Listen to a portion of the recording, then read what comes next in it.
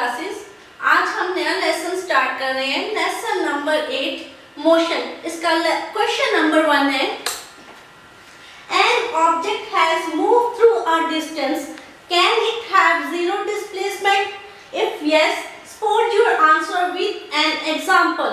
Answer: yes, an object can have zero displacement even when it has moved through a distance. For example, an object moves from point O to point A and distance covered is 10 kilometers. Then the object travels back to point O. The total distance covered is 20 kilometers. Here the displacement is zero as the final position of the object is the same as the initial position of the object. ठीक है, इस question को मैं आपको थोड़ा सा समझाती हूँ।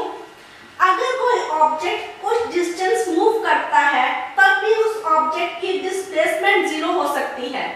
एग्जाम्पल के तौर पर एक ऑब्जेक्ट O पॉइंट से A पॉइंट तक मूव करता है और 10 किलोमीटर डिस्टेंस कवर करता है, फिर वह ऑब्जेक्ट O पॉइंट पर वापस आ जाता है। इस तरह उसने 20 किलोमीटर टोटल डिस्टेंस कवर कर ली। यहाँ उस ऑब्जेक्ट की डिस्प्लेसमेंट जीरो है क्योंकि ऑब्जेक्ट की final position and initial position एक ही है। एक एग्जांपल और लेते हैं। एक स्टूडेंट नोटबुक पर स्कूल का होमवर्क कर रहा था, उसकी नोटबुक खत्म हो गई। वह नोटबुक खरीदने के लिए 1 किलोमीटर दूर दुकान पर गया, नोटबुक खरीदकर घर वापस आ गया और होमवर्क फिर शुरू कर दिया।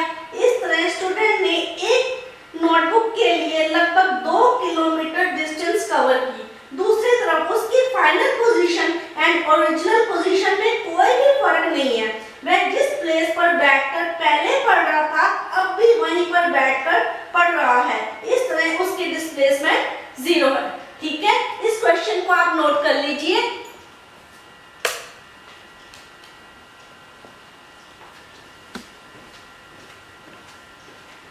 If you like our video, please share and subscribe our channel.